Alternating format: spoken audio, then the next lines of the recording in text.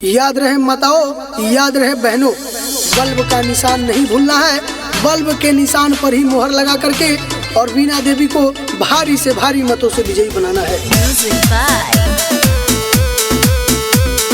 Bulb छाप जिंदाबाद जिंदाबाद जिंदाबाद, राजू भैया जिंदाबाद जिंदाबाद जिंदाबाद, वीणा देवी जिंदाबाद। जिंदाबाद जिंदाबाद, सबके जुबान पे कही गो नाम, राजू भैया जिंदाबाद।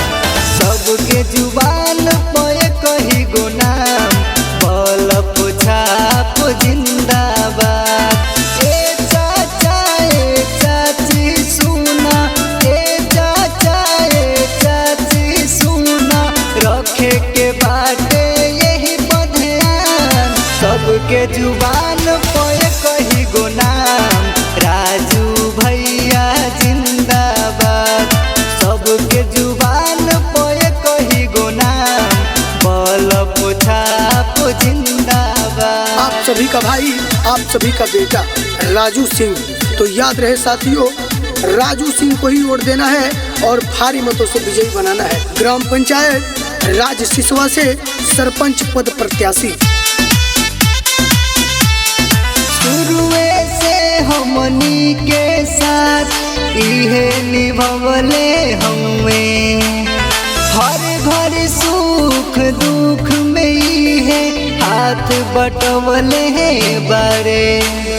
गरिमा रिकॉर्डिंग स्टूडियो बोईसर।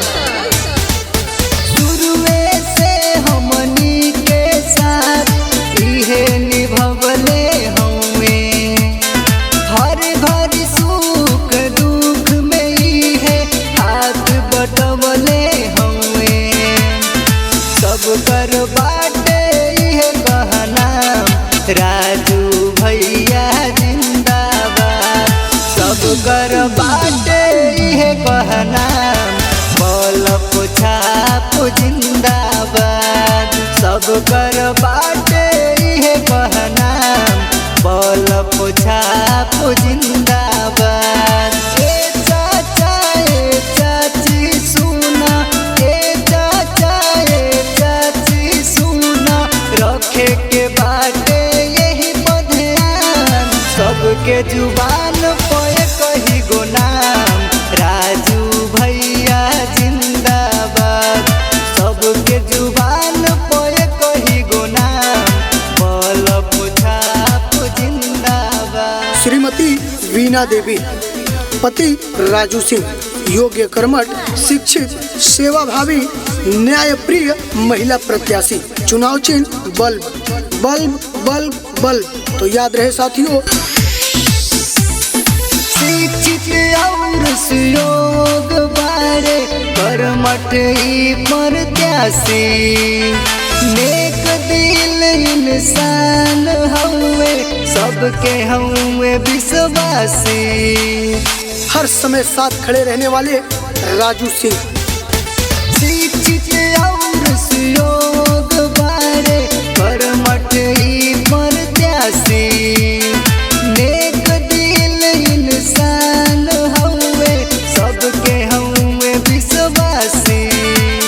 क्षेत्र के अपना बारे शान, राजू भैया जिंदाबाद।